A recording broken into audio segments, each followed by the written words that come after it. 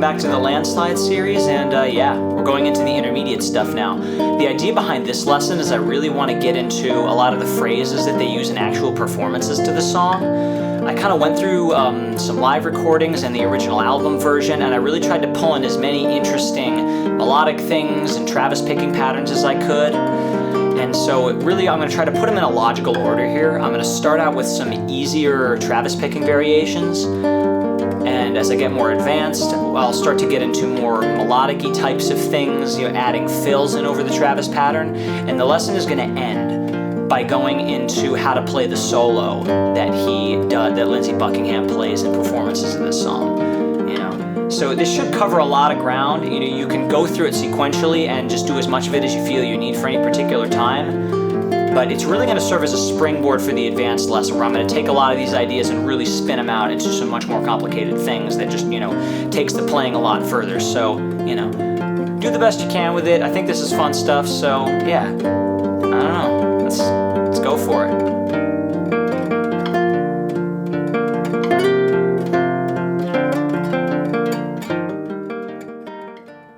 So I'm going to trust people are going to come into this lesson having a little bit of fingerstyle knowledge already. If you haven't seen a lesson or my lesson on the basics of Travis picking, you might want to check that out, because one of the things I'm going to do to speed the process along is talk a lot about things like, playing, with syncopated fingers versus doing things like pinches and double stops and things like that. So you want to make sure you're kind of aware of that terminology, because I'm going to move a little faster than in a basic lesson a lot of times.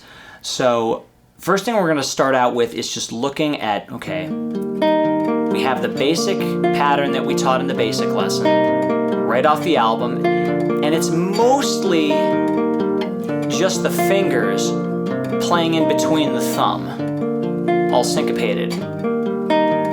But one of the basic things they do a lot is they kind of extend this, syncopated, fingers playing between the thumb to the very last beat of the measure. What they're doing is 1, 2, 3, 4. See, after that fourth beat, there's no finger stroke. So a lot of times, a variation is just to add that fourth stroke in with the middle finger on the B string. So instead of going thumb, finger, thumb, finger, thumb, finger, thumb, you add that last finger. You go thumb, finger, thumb, finger, thumb, finger, thumb, finger. So it's just constant syncopation between the thumb and the fingertip. And you roll that between the chords.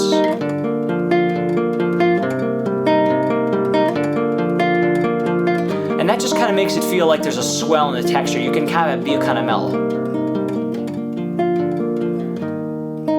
And to do this. See, I'll often do that with a dynamic swell. I'll add that extra stroke. You can feel that little bit of emptiness when I take that stroke out. So that's something you can use that for, but you see, it's basically taking the, making sure there's a constant syncopation in the pattern. Another variation is actually to kind of use the pattern that they use in Dust in the Wind. It gives it a little bit more rhythmic groundedness, because this constant syncopation, it feels kind of very floaty. It just feels like it's just kind of, floating along. But in the Dust in the Wind pattern, the first stroke is actually a pinch. Rather than having the first stroke be like the fingers right after the thumb, you play the middle finger and the thumb together. So you do a pinch, and then the thumb, and then you do syncopated strokes after that. So you do pinch, thumb, finger, and it's going to go pinch with the middle finger, thumb, pointer, thumb, middle, and then the thumb does its last stroke.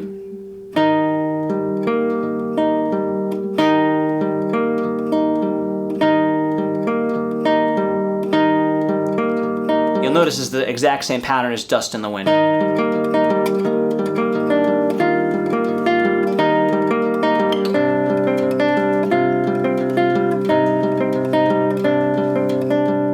And just like on the first pattern that had all finger syncopations, you can add that sort of last 16th note with this pattern. You go, except this time the last note is going to be on the G string with the pointer finger. So you go pinch, syncopations, and then that last little pointer finger's in there.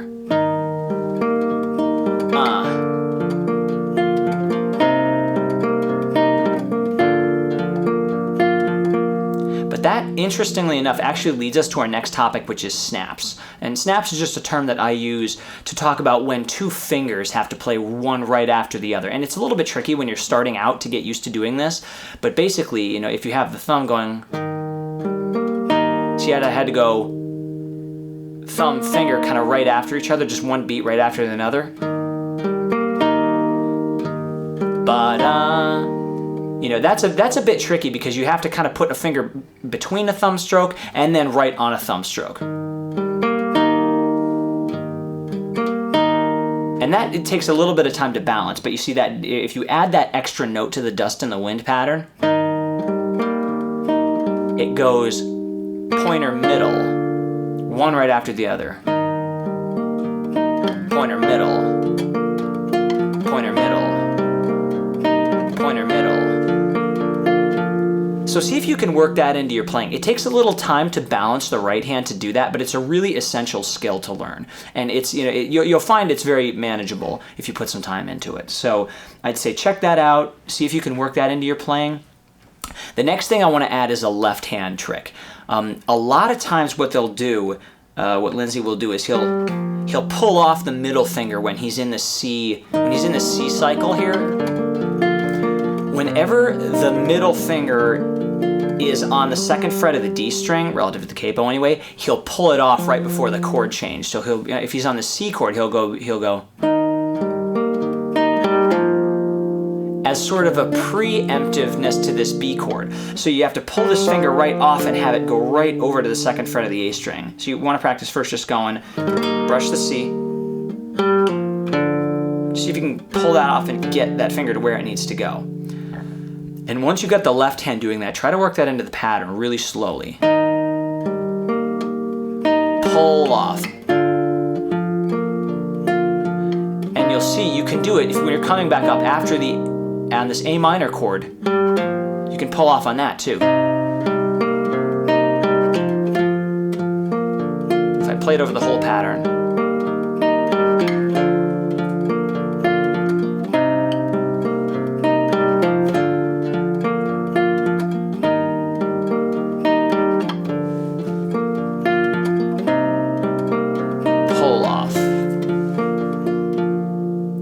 You'll find it's often very tricky to coordinate left and right hand motions, especially the pull-offs at the first time, but it's something that it's really worth it to do, because when you start to do more advanced phrases, or you want melodic lines to be more fluid, being able to have left hand pull-offs and hammers going on at the same time the Travis picking patterns happen is really, really critical. So, you know, it's well worth the time to work this variation in, because it's going to lead to a lot of cool things later. Next variation is starting to add the thin E string in here. Now, there's different ways to finger this. I tend to use my ring finger on the E string and just keep it there. I like the stability of having all my fingers assigned to a string, but I mean, you can kind of have your kind of middle finger sort of dodge up between the B and the E string.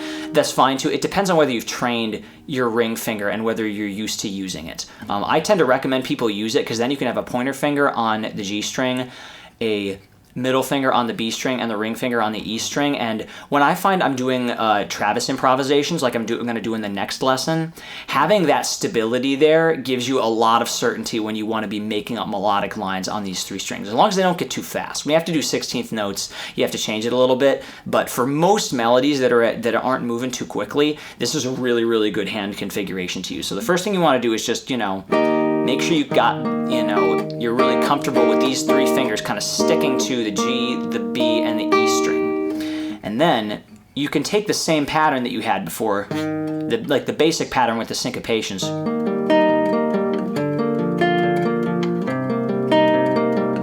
But you'll change it around slightly. You'll go, the first finger in between will be the pointer finger on the G string, but then you'll play the ring finger on the E string after that second thumb stroke. After the thumb stroke is on the D string, the ring finger. So it's thumb, pointer, thumb, ring. Thumb, pointer, thumb, ring. And then the third stroke is going to be the middle finger on the B string. So it's thumb, pointer, thumb, ring, thumb, middle, thumb. Thumb, pointer, thumb, ring, thumb, middle, thumb.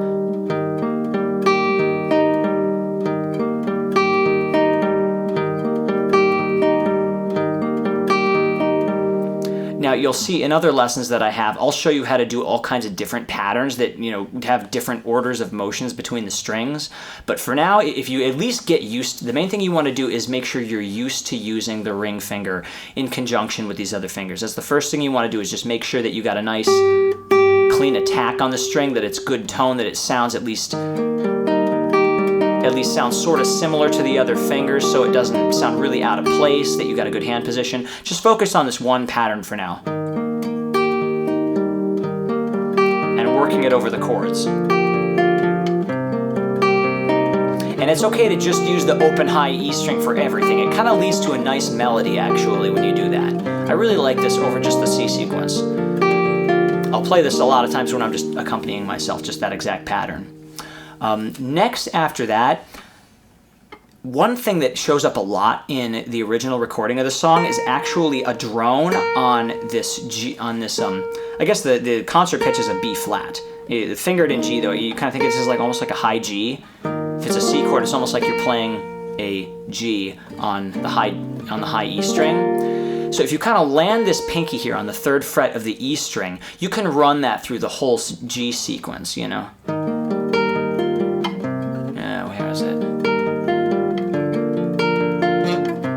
Using the pattern we just did in the last variation that uses the E string, what you'll do is you'll do a C add 9 shape here. You'll do 3rd fret of the A string, 2nd fret of the D string, ring finger on 3rd fret of the B string, and then the pinky on the 3rd fret of the high E string. You'll switch that by leaving these 2 fingers here, and then putting the pointer finger here on the 2nd fret of the A string.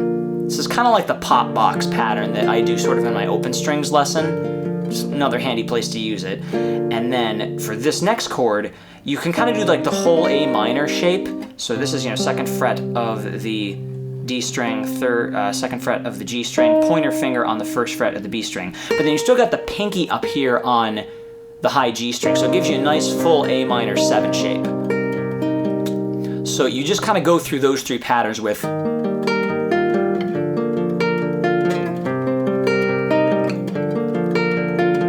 it's kind of in a nice contrast to, you know, you have, gives you one pattern using the old open chords, and then you do. It's just a chord way to vary things, so it's a nice set of variations right there. So the next variation I want to go over is when Lindsey Buckingham tends to approach the chorus. He starts to make some changes. He tends to do another one of these snap riffs, and the first thing he's going to do is he's going to do a snap that kind of has a pinch on the first beat, and then right after that the pointer finger is going to play. It's going to be the middle finger doing a pinch, and then the pointer finger on the G string. So the first 2 notes are middle finger, pointer finger. Middle finger with the thumb, pointer finger. So see if you can just get that motion down, because the pattern he's going to do is he's going to use sort of that high G variation.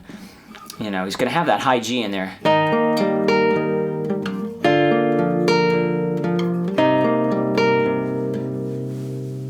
So one more time I'm going to play over this. He goes middle pointer, ring, middle pointer, ring. Middle pointer, ring, middle pointer, ring, middle pointer, ring, middle pointer, ring, middle pointer, ring.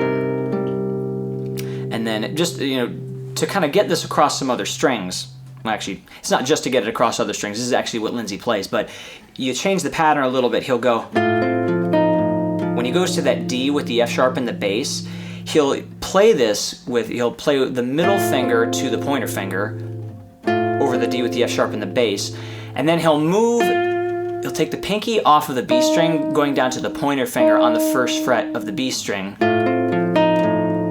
to make it a D7 chord, and he'll just basically have to play the middle finger twice to do that. He'll go middle pointer, middle, middle pointer, middle, middle pointer, middle. And that's a really, really important variation in the song. He's going to do a lot of funky melodic things over that D with the F sharp and the bass, but this is the most common one that shows up on the most recordings. So see if you can get down the transition that he does to go into the chorus. It does the C sequence. Goes to the A minor 7, then it goes to the D and the F sharp. D, C. So I'll play that one more time.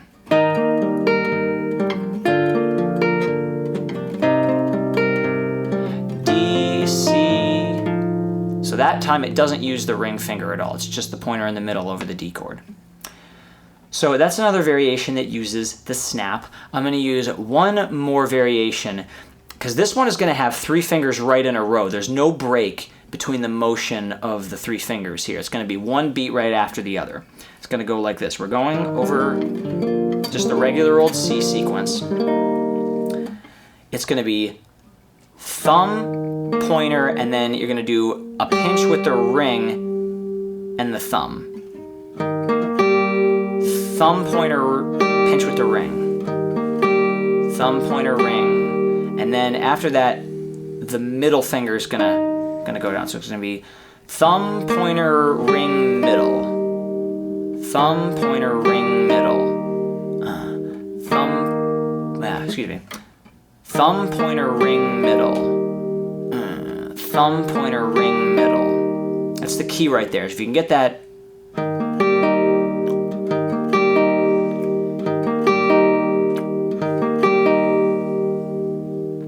So that will happen over all of the C sequence chords.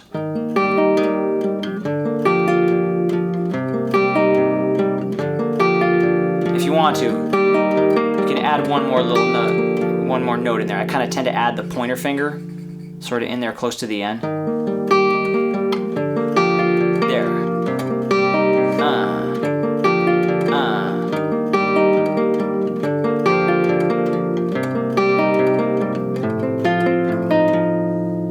There's just a little way of adapting that to the D chord I threw in there. You don't have to do that variation. You'll get there eventually if you want to. So the next thing I'm going to do is to start to go into a sort of a stripped down variation. When you start to looking at how he plays the solo, there's a bass pattern that he does. And a lot of times Lindsey Buckingham will strip down to literally just the thumb pattern. You know, he'll change the bass notes a little bit, but you know, he's literally playing just the thumb pattern over this. And he's doing it with sort of one finger at a time. He's got just the 3 notes: ring finger on the 3rd fret of the A string, and middle finger on the 2nd fret of the A string, and then the open A string.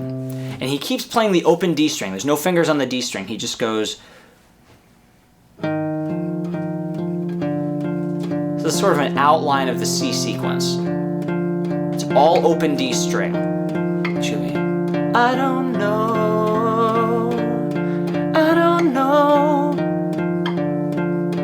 It kind of happens in the bridge of some recordings, or at least it's sort of in the pre-chorus. A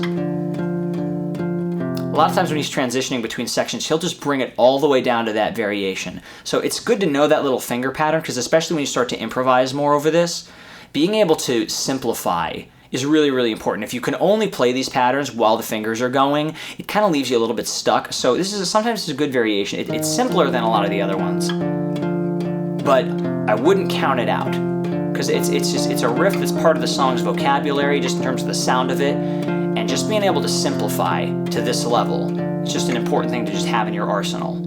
You know, both for sound purposes and when you start to improvise, being able to control like the number of notes you're playing. You'll start to see as we move on. It's really important.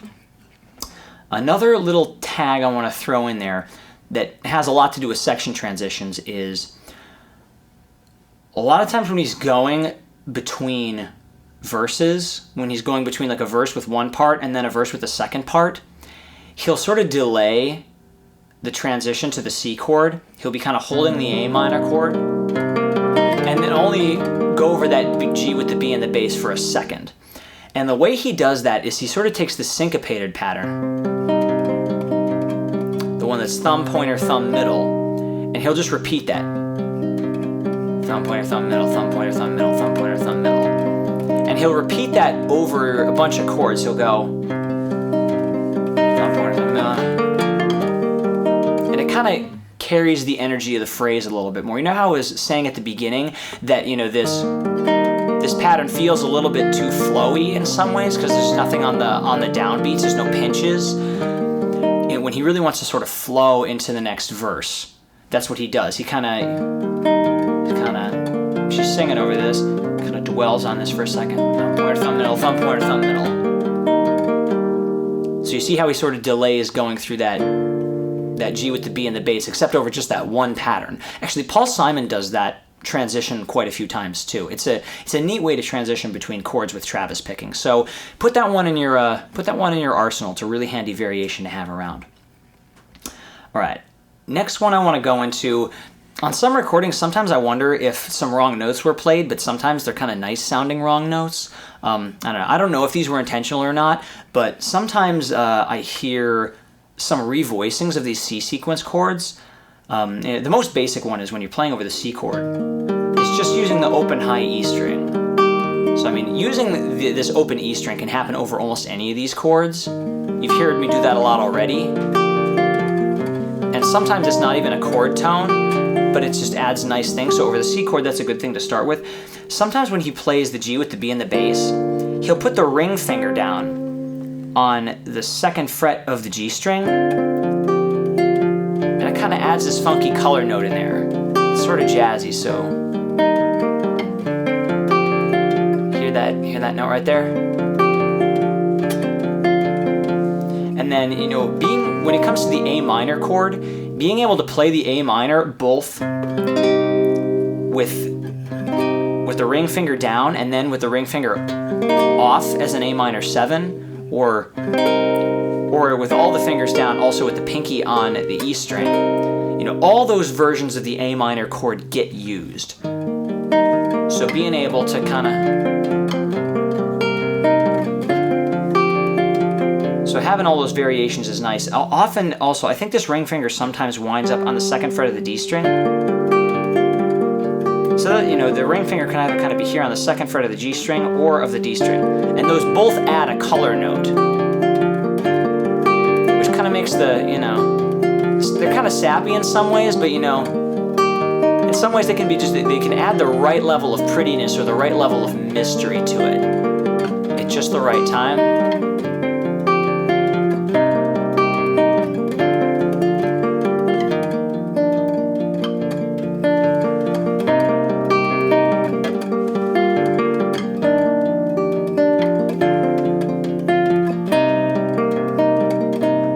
So play with that idea. With those chords, I don't think it's the end of the world if you sort of tweak the notes every now and then. It can add some neat variation to it. All right, so we're starting to get to the end of the point where I have sort of, you know, cookie cutter variations. That, I mean, those are all really good things to learn and phrases that are good to juggle around when you want to, you know, create different feels or express different emotions or carry the kind of the energy of the phrase a different way. Now I'm going to go into some sort of longer chains of phrases that get used in the song. I sort of arranged some different phrases into a long sequence that happens over the chorus. And these are just some specific melodic phrases that actually get used that'll start to loosen your fingers up for more advanced things. It's going to combine a lot of the things we've already done. So you want to make sure you've done a lot of things we've already done already. And it'll start to get into some more melodic movements across the strings that'll sort of integrate these patterns in complicated ways.